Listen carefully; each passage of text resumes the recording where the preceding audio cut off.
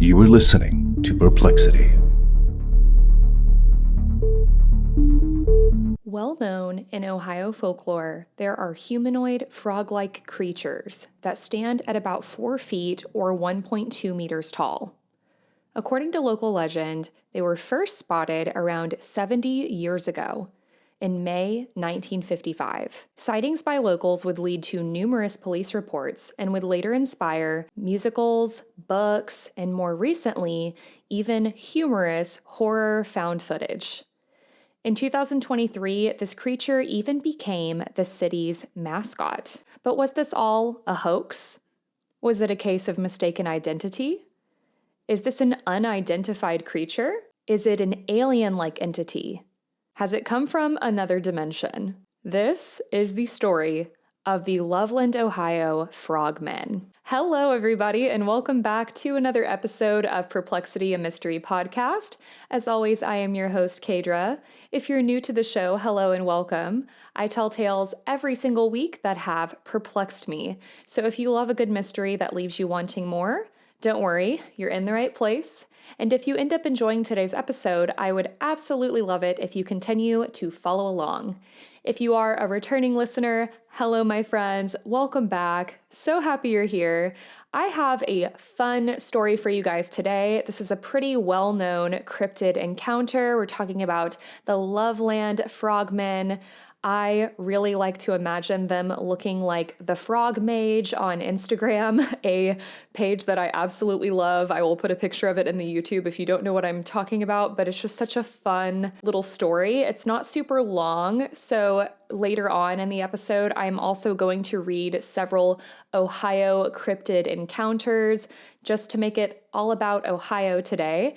And I thought in the spirit of Valentine's Day, it would be cute to do a story of the Loveland Frogman. So I hope you guys are having a great Valentine's week full of love, and I love you all so much.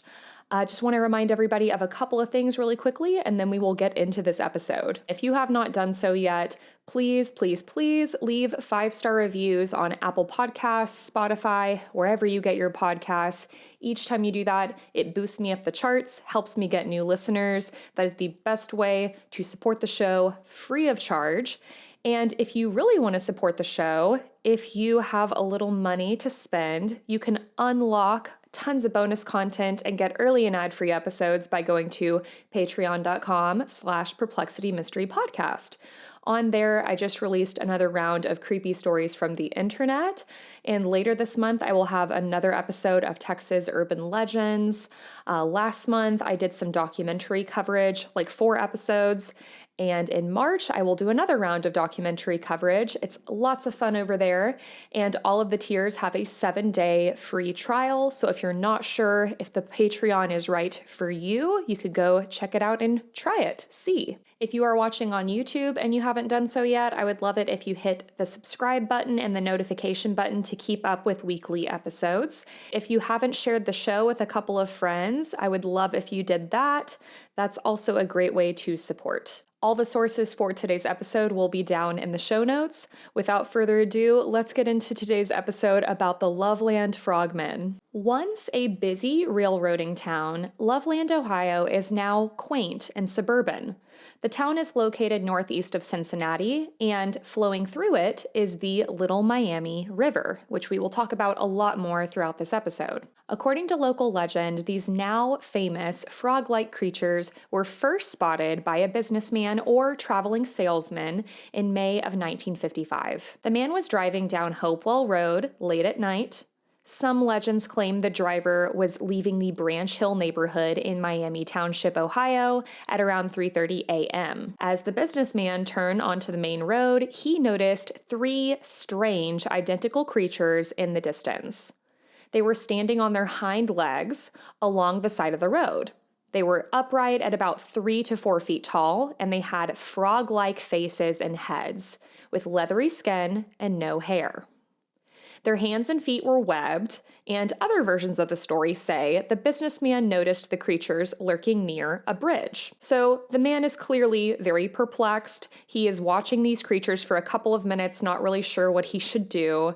And then he realized the creatures were conversing with each other I don't know if this means they were actually talking or if they were making these echoing ribbit noises, but either way, next thing this man knows, one of the creatures had a metal cylinder-shaped object in its webbed hands, resembling a wand. Suddenly, this wand-like object starts spraying out these sparks into the air. This obviously would frighten the man, and he decided it was time to go, so he fled the scene and went to go get local law enforcement. And the police did come, they're looking all around, but they didn't find anything. These 3 creatures had vanished, seemingly into thin air. There was also no physical proof of them ever having been there. There's no footprints, nothing. The only thing that they noticed was a strange smell lingering in the air that they described as smelling like almonds and alfalfa, which I don't know about you, but I don't even know what alfalfa smells like. Very specific. But then nothing happened. There were no other reports of these frogmen for nearly 20 years. March 3rd, 1972, at about 1 o'clock in the morning. A Loveland police officer named Ray Shockey was driving on Riverside Drive headed towards Loveland. He was driving by the Totes Boot Factory and the Little Miami River when he noticed a strange animal that he didn't recognize dart across the road.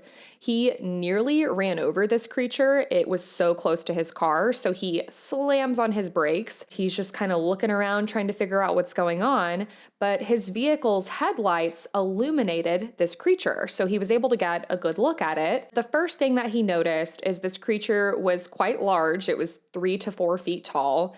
It weighed approximately 50 to 75 pounds. And it had very leathery skin. At first, the creature was kind of crouching over. Then it stood up more erect, and it darts over to a nearby guardrail. It seems like it's headed towards the water. So later on, other officers would come to check things out, and according to some, they did find some scratch marks on the guardrail, but no sign of this creature. So word of this encounter naturally spreads throughout the police station. All the officers are talking about it, but nobody's really taking it seriously at this point because the only person who quote-unquote saw this thing was Officer Shockey. Shockey also warned the other officers to be on the lookout for this animal, and 2 weeks later, there would be another sighting. On St. Patrick's Day, another police officer named Mark Matthews would spot an unidentified animal crouching over along the side of the road. According to Matthews, the creature also appeared sickly and half dead. Matthews remembered Shockey's story, but he hadn't been taking him seriously. At first, Matthews thought it was some type of large frog, but then the creature rose up and started moving towards the guardrail. Matthews would later say he knew this was so unbelievable, nobody would take him seriously, so Matthews actually pulled out his gun and fired at the creature. And he did shoot it. So he runs over, recovers this body, and he even put it in the trunk of his car to show Officer Shockey. But according to Matthews, upon closer inspection, he realized this alien-like mysterious creature was actually just a large iguana that was missing its tail. So Matthews theorized this iguana must have been someone's pet and it had gotten out. He also wondered if the iguana had been living near the water pipes by the local boot factory where Shockey first saw the creature. Maybe the iguana had used the pipes to stay warm in the cold weather. So according to Matthews, Shockey confirmed this was the same creature he had seen 2 weeks prior. He came and looked at it, and Matthews would later recount his experience to an author writing a book on local urban legends. But according to Matthews, the author left out the part that confirmed the creature was nothing more than an iguana. Matthews also later talked about the Frogman story in 2016 on television, and he called the story a hoax. So you might be wondering, why did Matthew come forward to the media and talk about it all these years later? Why 2016? This happened in the 70s. Well, Matthews had seen a story about another man who spotted a strange creature in Lake Isabella that he said he thought was the Frogman. This local man was named Sam Jacobs, and he said that him and his girlfriend had been playing Pokemon Go, which I had totally forgotten about this game. But for people who don't know, you have your phone, you're walking around, and you would just go throughout the city and you could catch these Pokemon through your phone.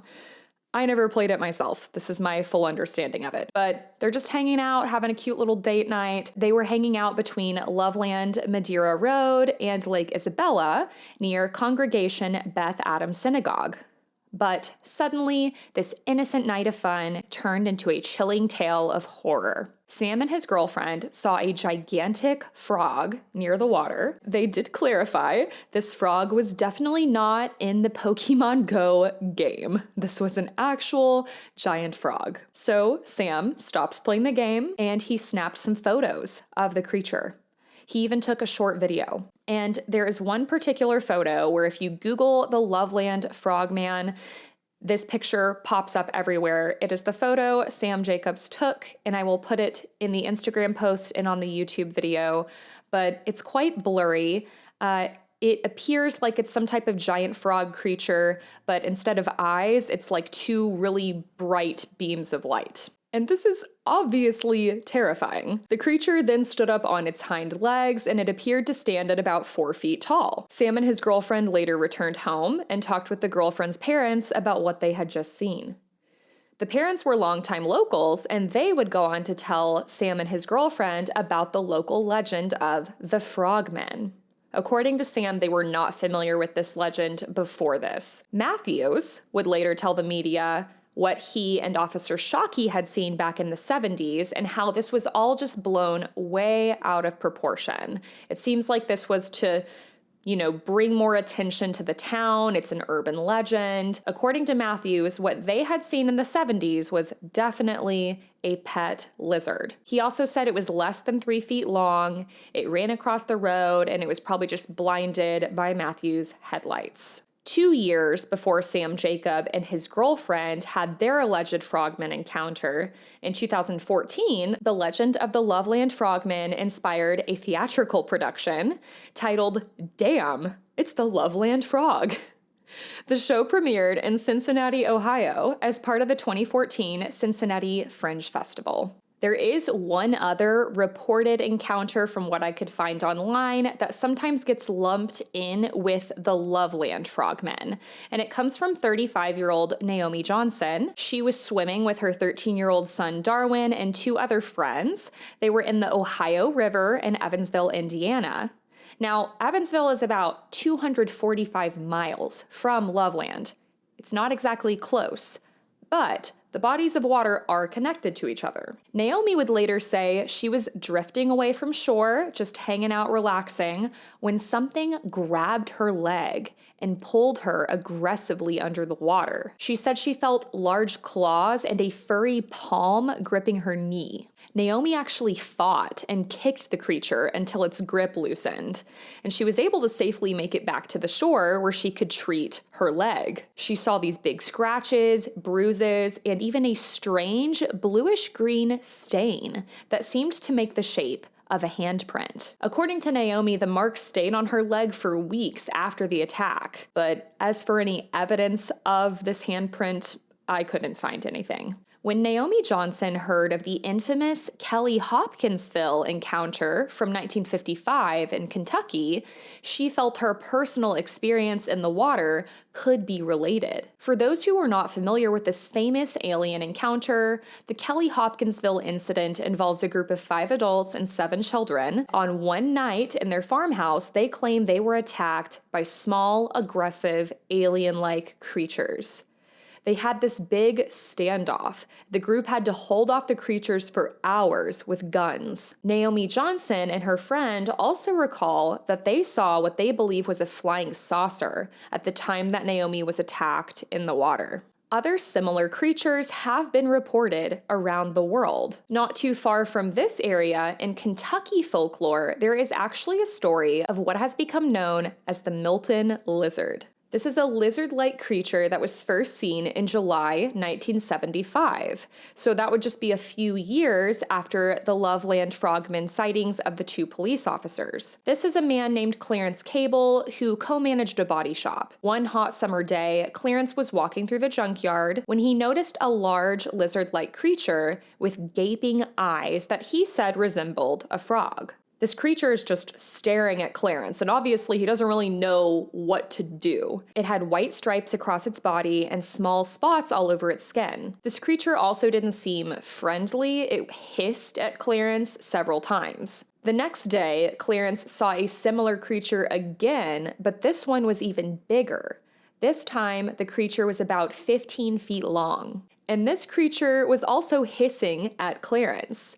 It frightened him so much that he picked up this rock and threw it at it, trying to scare it away, and it fled into the nearby brush. Clarence then grabbed his gun and proceeded to fire into the brush, but when he later went to investigate, he found nothing. Clarence later said this creature looked similar to a monitor lizard, but not exactly. One could also argue the legend of the Frogman goes back centuries. On the shores of the Little Miami River in the late 17th century, native Twitwi people actually warned early French explorers to be careful anytime they had to go near the river. The Twitwi people had been dealing with what they called the Shanahook. And this was a river demon that they described as being both frog and man. They said this creature had dark, bumpy, wrinkly, and slimy skin. According to the Twitwi legends, the Shanahook is immortal, and it's there to protect the Little Miami River.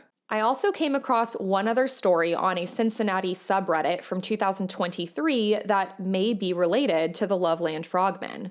It comes from Reddit user conclusionborn2292. They say, quote, "We just went camping at Lake Isabella last weekend.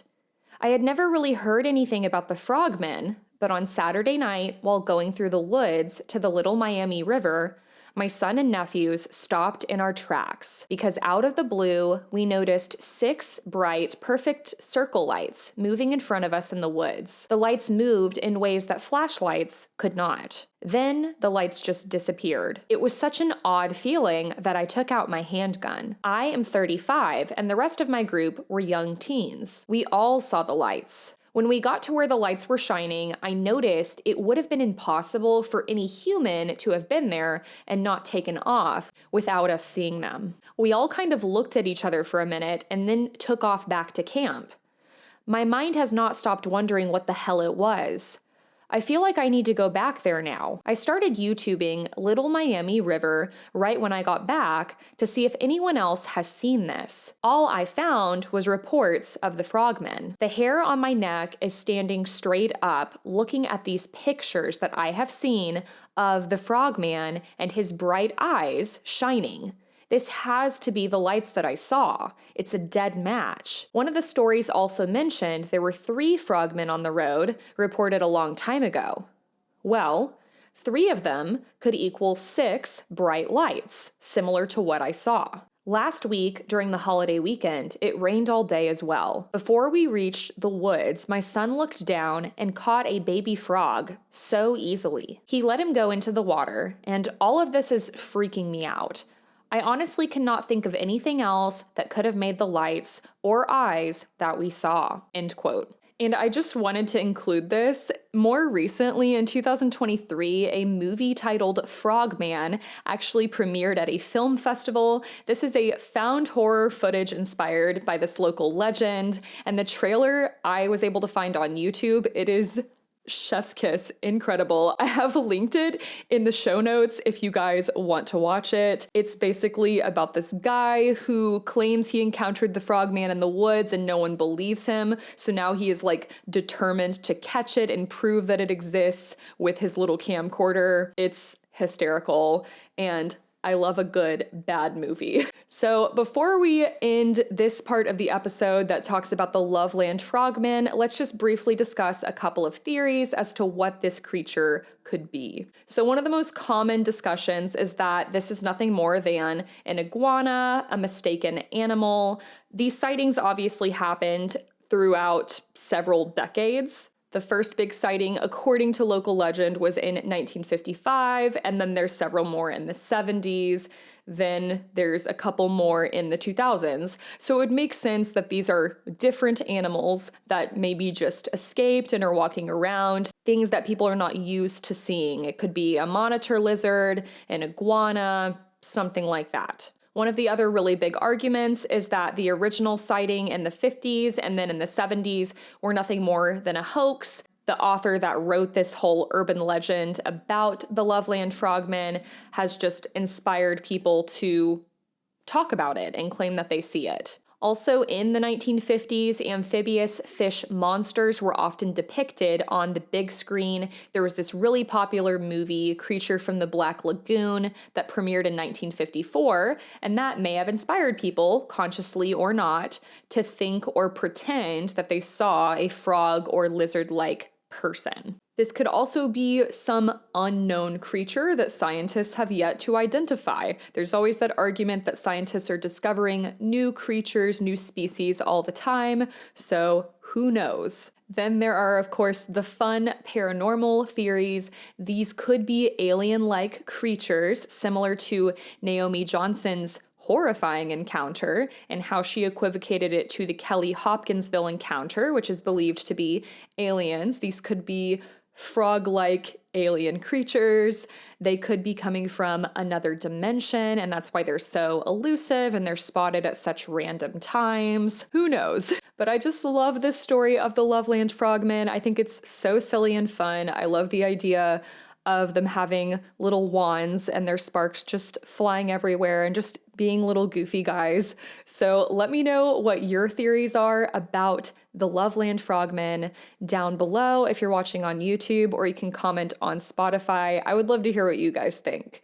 And if anybody listening is from Ohio, I would also love your insight. So we may never know what was stalking the streets of Loveland, Ohio under the cover of night, whether it was a hoax, a case of mistaken identity, or a creature from another dimension. This cryptid encounter is certainly perplexing. So that, everybody, is the story of the Loveland Frogmen. But like I said, I know it's a shorter one. So for this next half of the episode, I am just going to be reading you guys some encounters, alleged cryptid encounters that I was able to find online from Ohio. So this first story comes from Reddit user _ratjesus_. They say, saw a strange creature in southern Ohio. It almost looked like a snake, with human-like legs near the end of its tail. Its snake body was a little thicker than a normal snake, about as wide as a sheet of toilet paper, and it had thin little legs. I was outside on my front porch about 20 minutes ago when I heard the sound of bare feet on concrete, and I looked up to see it running from the direction of my neighbor's house across the street into a dark field. It was super fast. It was out of sight in 5 seconds. I thought I hallucinated at first until my cat reacted and started staring off in that direction. Then he started to back up like he was scared. It was maybe 4 feet tall. I didn't have my phone with me. Even if I did, it was too fast to get a picture. Has anyone seen or heard of anything that fits this description? Is it safe for me to let my cats outside at night? Edit. After a bit of research, frogs sprout their back legs first, so this could be a young Loveland frogman who didn't have arms first. There is a lake about a mile in the direction it was running from. I am only 50 miles from Loveland. End quote. So who knows, maybe, this could be another theory, maybe these Loveland frogmen start off as like little tadpole kind of things, and then they transform into gigantic frogs. So this next story and the other stories I believe that I'm going to read to you guys all come from phantomsandmonsters.com. This website is similar to Reddit in the sense that it's a lot of like paranormal, cryptid kinds of stories. So this first one says, quote, I'm 67 years old and all my occurrences have happened in the Wayne National Forest in southeast Ohio. I have been roared at, growled at, and whistled at. I've heard strange noises and sounds of children playing, all while bow hunting deer in the fall and turkey hunting in the spring. In the early 1990s, me and my friend Pat were scouting for deer. I was walking down a forest road, and he was off to my right, across a large strip mine pond, and up on a small ridge. As I came to a large game crossing, something let out a very loud roar between us. It was so loud that it shook me to my core. I yelled, "Pat, was that you?" I knew that there was no way that he could have done that. I ran back to camp. Sucking air a few minutes later, Pat came running into camp out of breath and asked me if I had made that sound. We discussed what it could have been. Pat said that he heard elk make strange noises while hunting in Wyoming, but never like that. So there's no other explanation other than Bigfoot. That sound never deterred us from hunting there, and we still hunt there today. Quite a few times I've also been whistled at, both bow hunting and turkey hunting. I always hang my tree stand in the same tree year after year.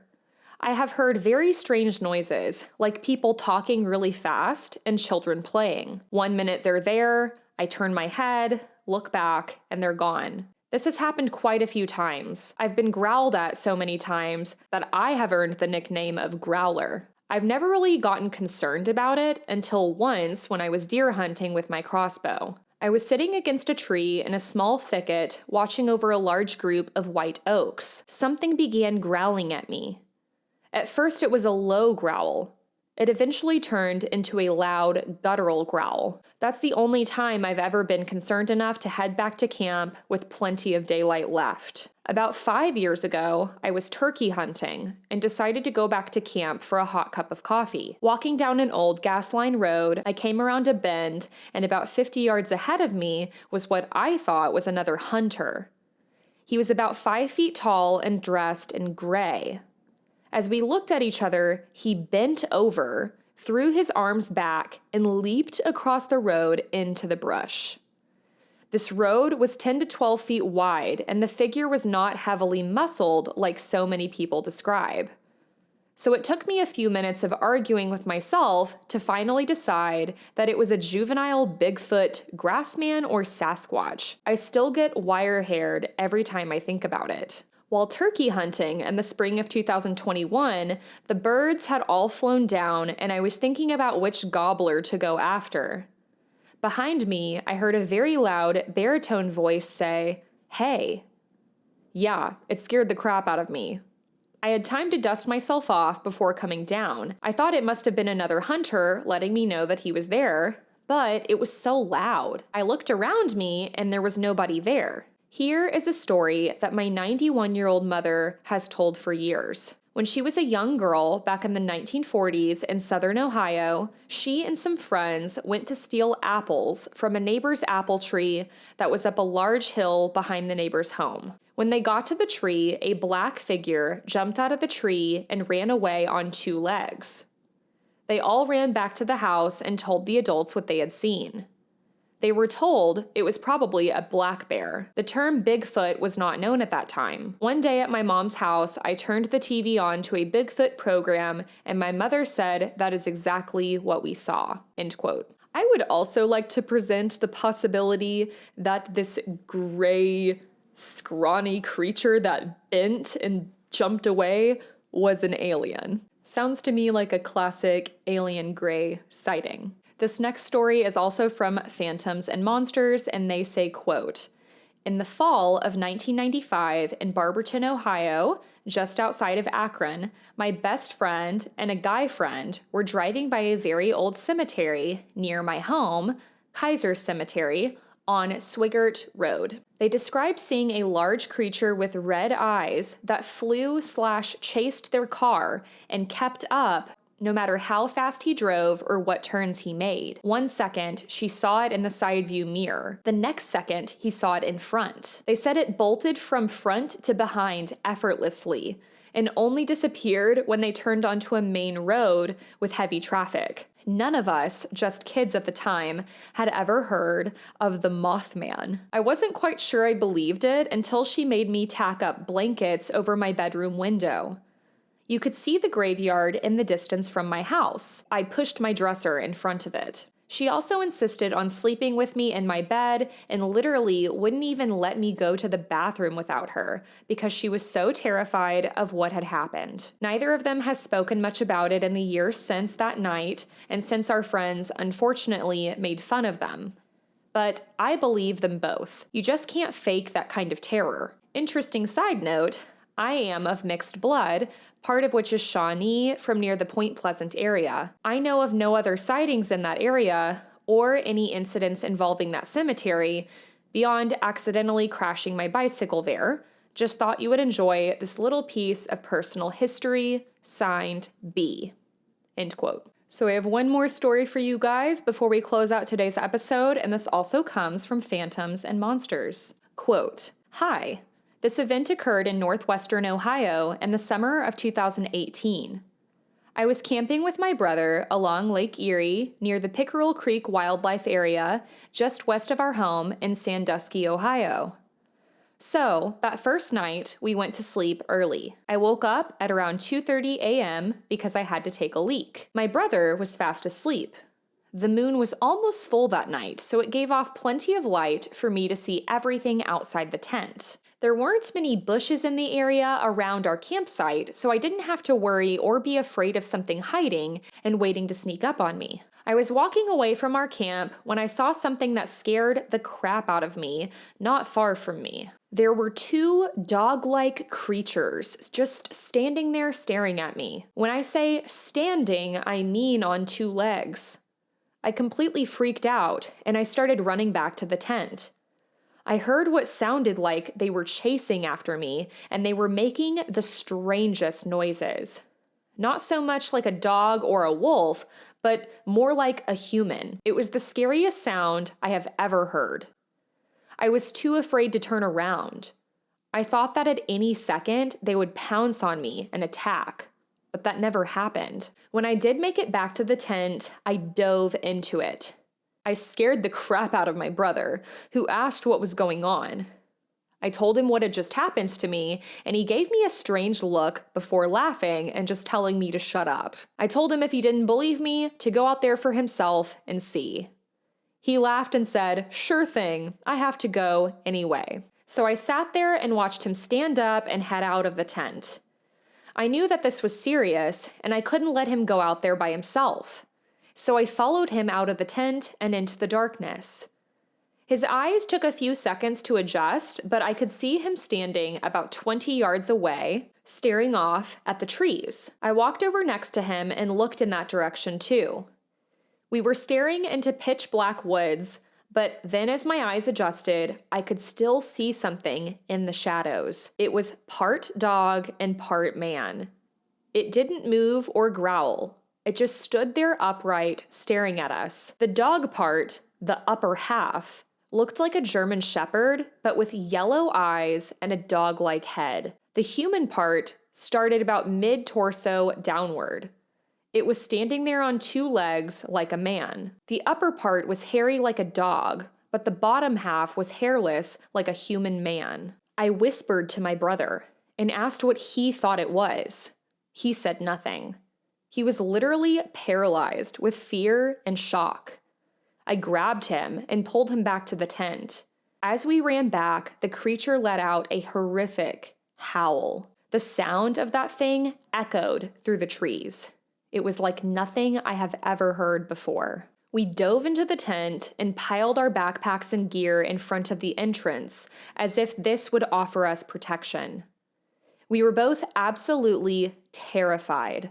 He was shaking, and I felt like I had to throw up. I asked him what we should do now, and he said that he didn't know, but if this thing got in our tent, it would kill us for sure. That was when we heard a dog howl in the distance, and we started to feel relieved, even though I knew that it may have been the second creature that I had encountered earlier. Then it was answered by another howl closer to us, like right outside the tent. It had followed us. We then heard scratching and digging sounds. We were both screaming hysterically at this point. Then it stopped, and there was nothing but silence. We waited inside the tent for at least 15 minutes, hoping it had left. We decided to risk it and peek outside the tent. I grabbed my flashlight and peeked through the flap and saw nothing. I waited a bit longer, but then I looked out into the campsite and there was nothing there. We decided it was best to stay put in the tent until daylight. There was no way that we were going to walk through the dark woods toward my car in an attempt to escape these creatures. After what seemed like forever, the morning light started creeping through the forest canopy.